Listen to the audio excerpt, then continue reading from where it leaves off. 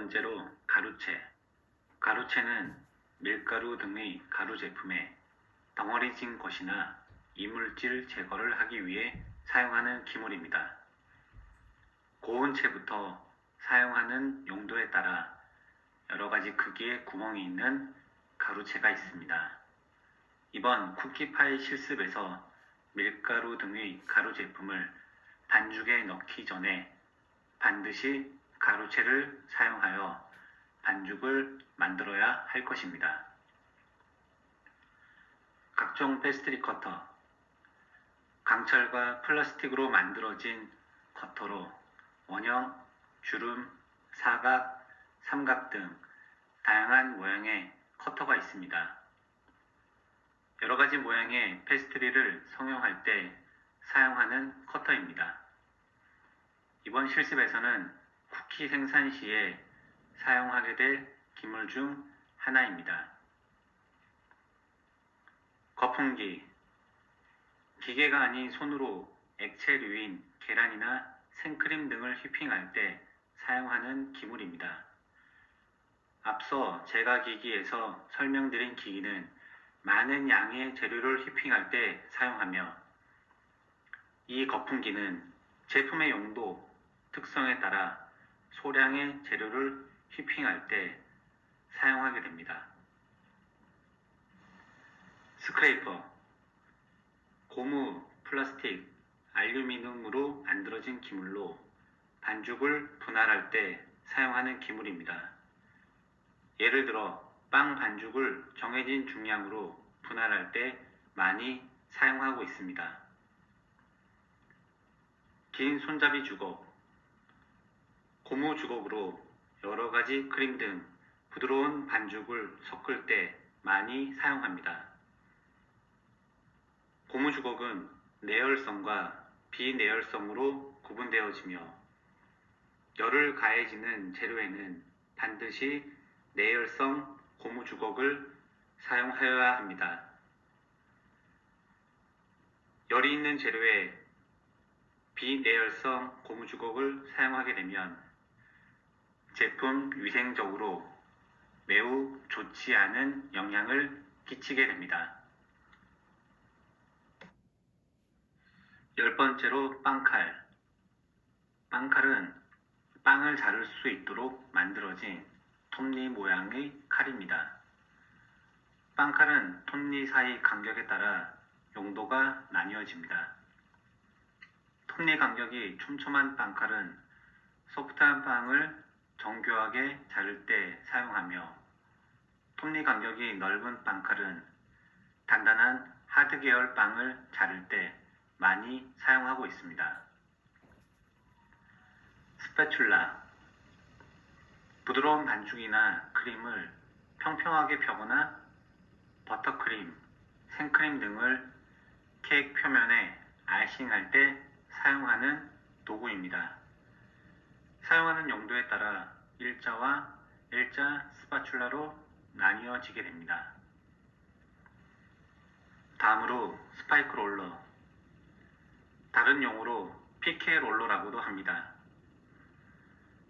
플라스틱이나 철로 된 못이 박힌 듯한 롤러로 비스킷, 과자, 그리고 타르트 등의 반죽에 골고루 구멍을 낼 때 사용하는 도구입니다.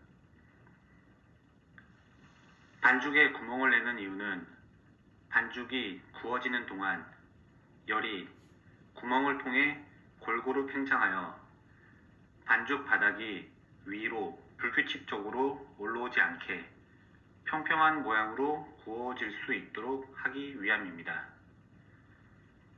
이번 쿠키파이 실습에서 많이 사용하게 될 도구 중에 하나이기도 합니다. 스쿠퍼. 대량으로 보관되어 있는 밀가루, 설탕 등의 재료를 손쉽게 퍼내기 위한 도구입니다. 마지막으로 아이싱백. 다른 용어로 페스트리백, 짤주머니라고도 합니다.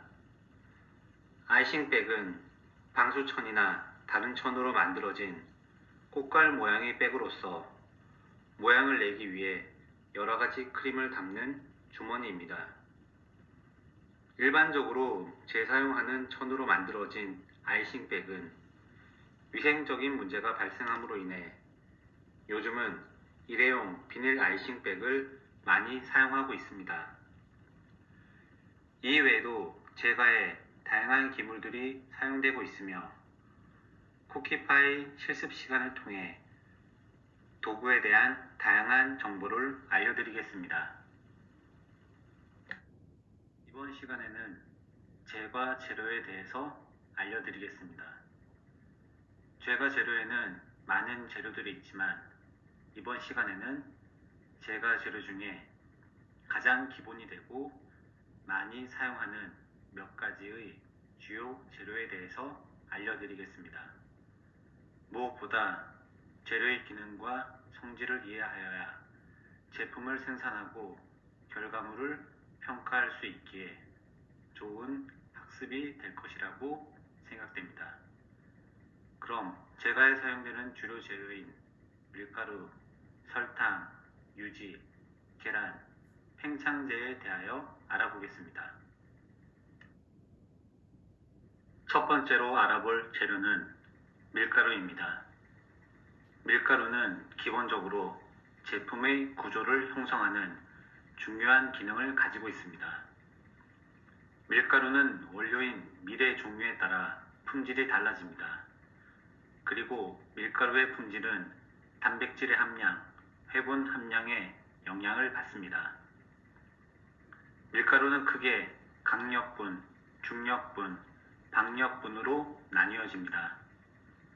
먼저 강력분은 경질밀을 원료로 한 것으로 경질밀가루라고도 합니다.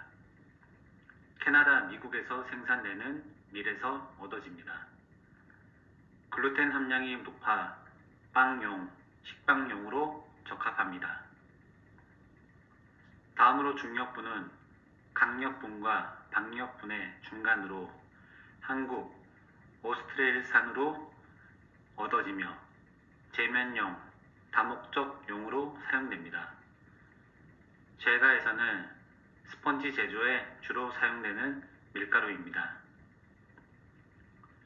박력분은 연질밀을 원료로 한 것이고 연질밀가루, 박력분이라고도 합니다.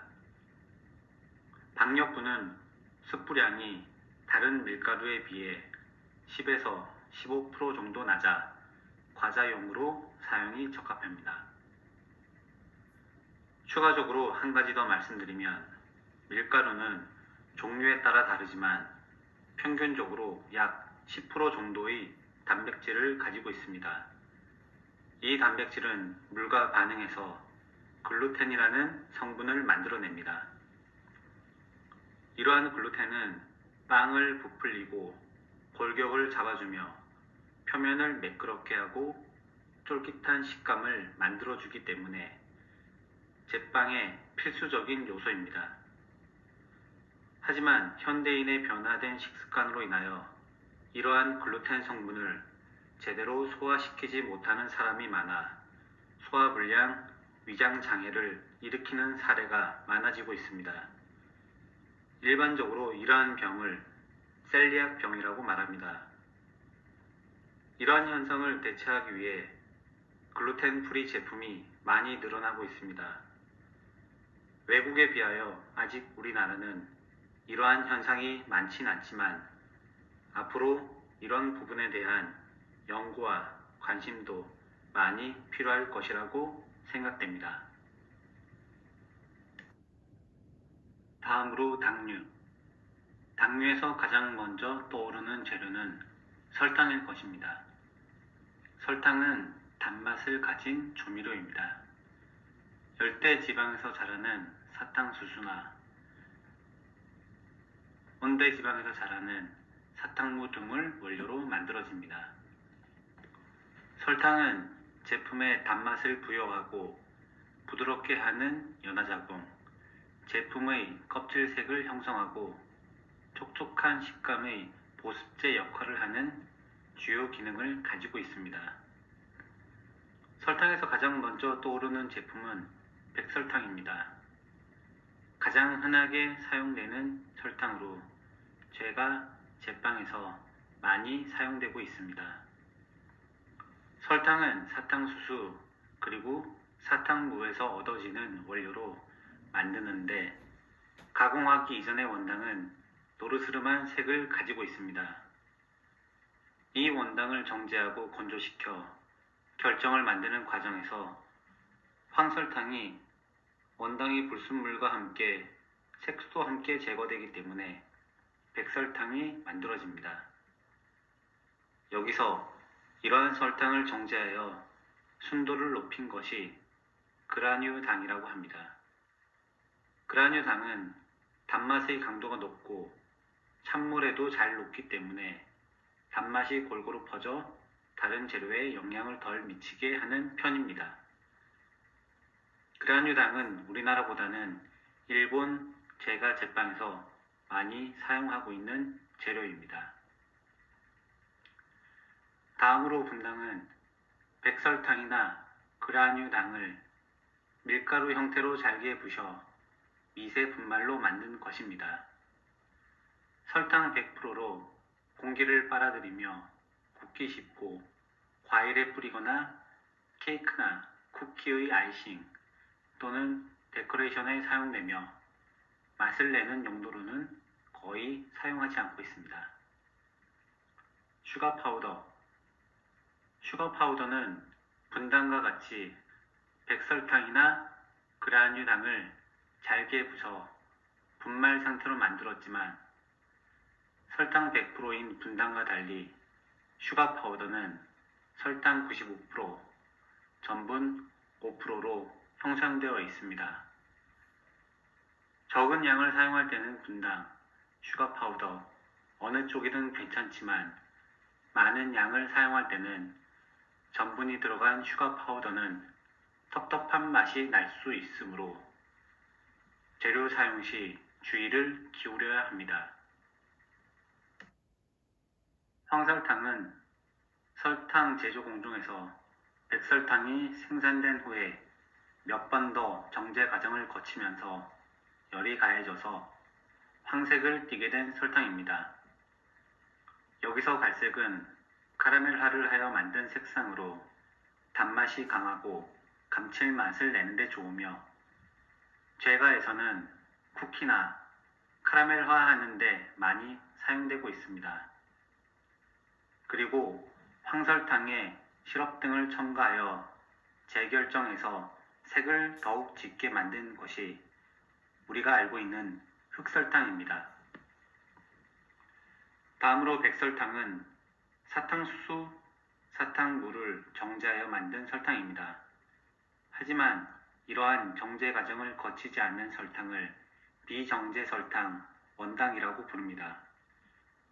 정제되지 않아 일반 설탕보다 미네랄, 칼슘 등의 영양소를 가지고 있습니다. 마스코바도 설탕이 이러한 비정제 원당에 속합니다.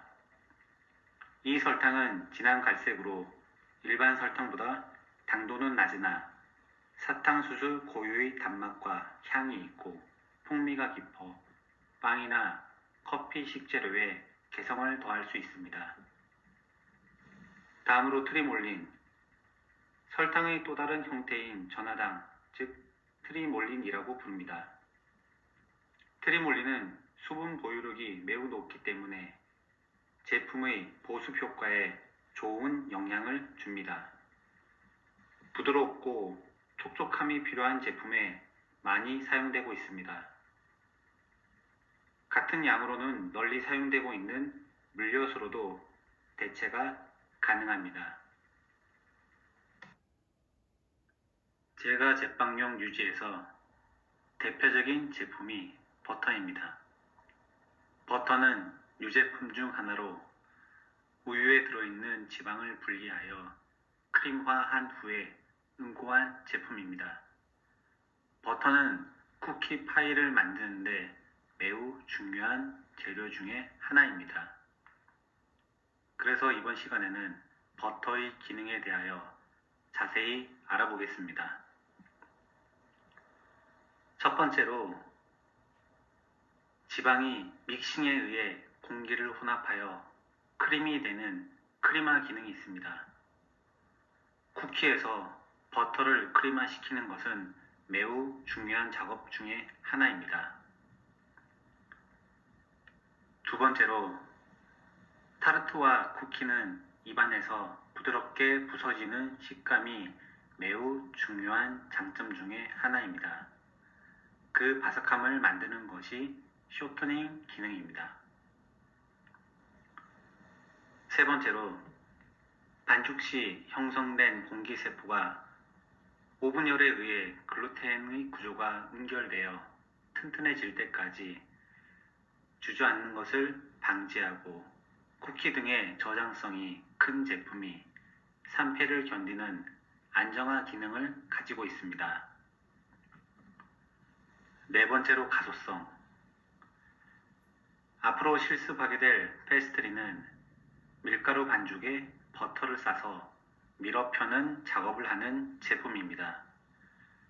밀가루 반죽과 버터가 같이 늘어나야 하므로 버터가 단단하면 늘어나지 않습니다. 하지만 버터가 13도 정도의 온도일 때 버터는 밀가루 반죽과 함께 자유롭게 끊어지지 않고 늘어나게 됩니다. 이러한 현상을 버터의 가소성이라고 합니다. 버터가 녹으면 가소성을 잃어버리게 되므로 페스트리 작업 시 이러한 부분을 고려하여 작업을 하여야 합니다.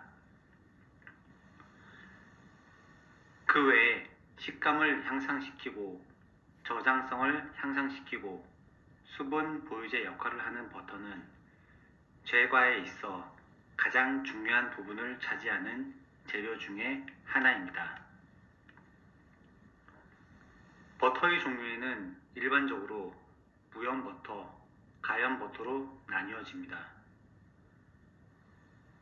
쉽게 말씀드리면 무염 버터에서 염분을 첨가하면 가염 버터가 됩니다. 제가 제빵에서는 대부분 무염 버터를 사용하고 있습니다. 이는 제가 제빵은 소금 1g, 2g만으로도 제품에 큰 영향을 미치기 때문입니다. 가염 버터는 염분이 첨가되어 있기 때문에 빵에 발라먹는 용도로 많이 사용되고 있습니다. 하지만 가염 버터는 무염 버터에 비해 가격이 다소 저렴하므로 일반 가정의 홈베이킹에 많이 사용되고 있는 버터입니다. 발효버터는 버터 제조 중에 유산균을 넣어 숙성시킨 버터로서 일반 버터에 비해 지방 함량이 높고 신맛이 납니다. 좋은 풍미로 쿠키를 만들 때 사용하면 매우 좋습니다.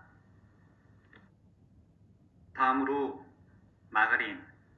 마가린은 천연 버터의 대용품으로 나온 지방성 식품입니다. 팜유, 옥수수유 등의 식물성 기름을 고체화시켜 만든 것으로 색소와 향을 첨가한 제품입니다.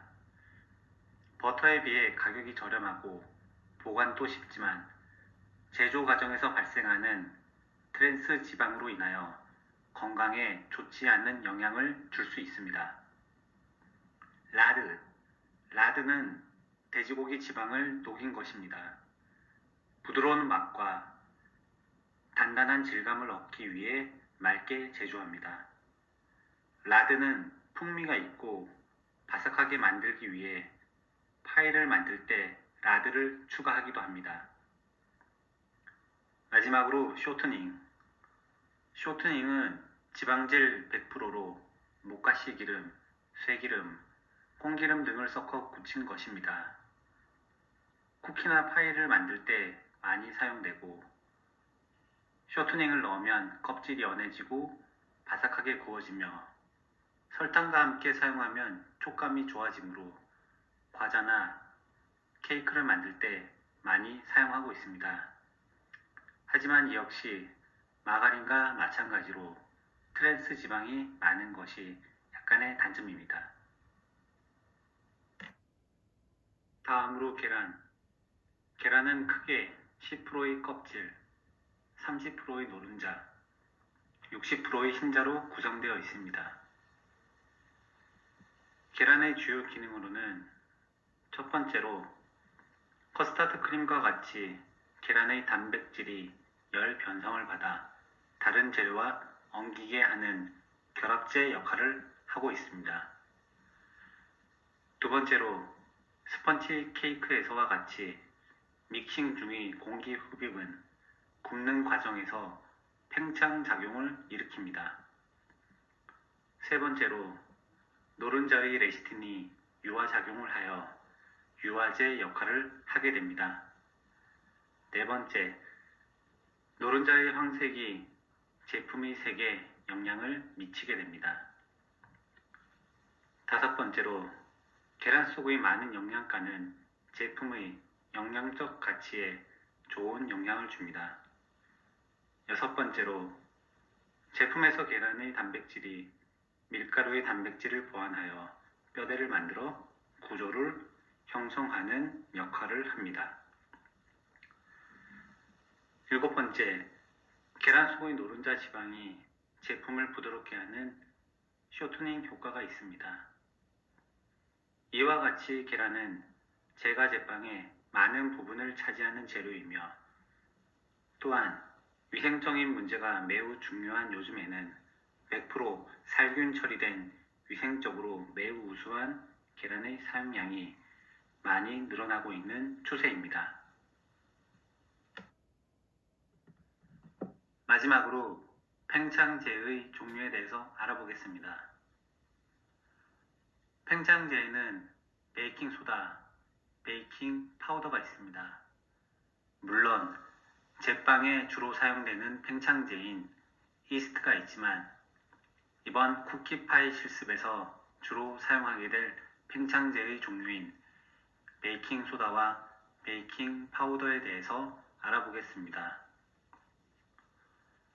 알카리성인 베이킹소다는 베이킹할 때 사용되는 재료인 황설탕, 꿀, 레몬즙 등의 산성 물질과 만나면 탄산가스를 발생시키며 반죽을 부풀리는 역할을 합니다. 그런데 베이킹 후에 탄산수소 나트륨이 남아있게 되면 세제 맛이나 쓴맛이 날 수 있어 결과물을 망칠 수 있습니다. 그리고 밀가루와 반응해서 갈색을 내기 때문에 보통 베이킹소다는 초콜릿이나 진한 색을 내는 구움 과자 등에 사용됩니다. 베이킹 파우더는 베이킹소다의 단점을 보완한 팽창제로 베이킹소다가 주 재료이지만 이 안에 각종 산재들과 옥수수 전분이 들어있는 제품입니다. 베이킹소다와 베이킹 파우더는 비슷한 부분이 있지만 약간의 차이점이 있습니다. 베이킹소다는 옆으로 부푸는 성질이 있고 베이킹 파우더는 위로 부푸는 성질이 있습니다. 스콘이나 머핀에 베이킹소다를 넣으면 위로 옆으로 잘 부푼다고 합니다. 베이킹 파우더는 위로 잘 부풀고 무향, 무미로 인해 다양한 구움 과자에 활용되고 있습니다. 팽창 형태의 다른 분류를 알아보겠습니다. 화학적 팽창. 화학적 팽창의 특징은 베이킹 파우더나 베이킹 소다의 화학적 팽창제에 의존하는 것입니다. 제품으로는 파운드 케이크, 쿠키 등이 있습니다. 이스트 팽창에는 이스트의 발효에 의존하는 제품입니다. 제품으로는 식빵, 단과자, 도넛, 페스트리 등이 있습니다. 다음으로 공기에 의한 팽창은 팽창 작용이 믹싱 중에 포집된 공기에 의한 제품을 말합니다. 스펀지 케이크나 시폰 케이크가 이 제품에 속합니다. 유지에 의한 팽창. 특징으로는 밀가루 반죽에 유지를 넣어 밀어펴 굽는 동안 유지와 반죽층 사이에서 증기압이 생겨 팽창하도록 하는 제품입니다. 앞으로 여러분들이 배우게 될 퍼프 페스트리가 대표적인 제품입니다. 무팽창, 반죽 자체에 아무런 영향을 주지 않는 것으로 파이 껍질이 대표적인 제품입니다. 마지막으로 복합형 팽창, 여러가지 팽창 형태를 복합적으로 이용한 것으로 이스트와 베이킹 파우더를 사용하는 냉동 반죽, 이스트와 유지, 즉 버터를 사용하는 데니시 페스트리가 있습니다. 이상으로 제가 재료에 대한 설명을 마치겠습니다.